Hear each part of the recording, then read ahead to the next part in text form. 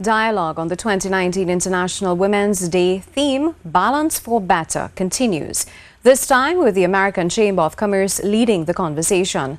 The Chamber on Friday hosted its 6th annual Women's Leadership Conference, where the talks included how women can position themselves to dominate the workspace of tomorrow. Janine Browne reports.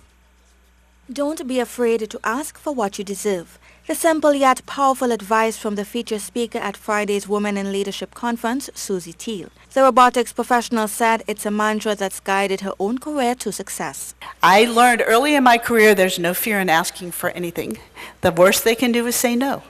And then you ask again later, right? And with the global work environment constantly evolving, she encouraged the predominantly female audience to position themselves to thrive in these newly created positions. She said an important part of creating a balance for better is for women to take advantage of the opportunities before them. When there's a job that's available and there are 10 qualifications, a man will look and say, I have 3 or 4, and they will apply for the job. And the woman will say, I have only 9, and they won't apply for the job, right? Let's start applying for the job if we have 4 or 5 of those qualifications. But according to panel member Thor Best, that confidence needs to be taught from an early age. This, as she added, is the educational experience, especially in rural areas, needs to better equip girls with the confidence to approach the corporate world. The quality of education that is given in an inner city or rural school is very different from the quality of education that is given in, let's say, what we call a prestige school. And of course, we find that the girls are always the ones at the bottom of the ladder, especially in the rural areas and, as I said, in the inner city schools.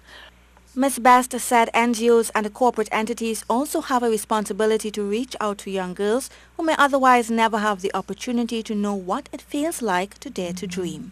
Janine Browne, TTT News. Even though there have been major strides in equality over the years, social exclusion still exists. As the American Chamber hosted its Women in Leadership Conference on Friday, panelist SHAMLA MAHARAJ said it's a reality she still faces in some spaces. Ms. MAHARAJ, who hosts a segment, Unique Not Different, right here on TTT's morning show now, has used her voice to advocate for those living with cerebral palsy and other special conditions. But she said even with her extensive work as a social inclusion consultant, there are times she's simply disregarded. I offer my advice, etc.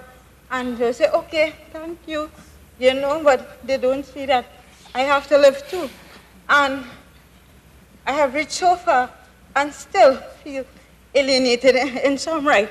And I could tell you the reason why I am doing my PhD is not because I won the accolade of having doctor by my name, but just to get respect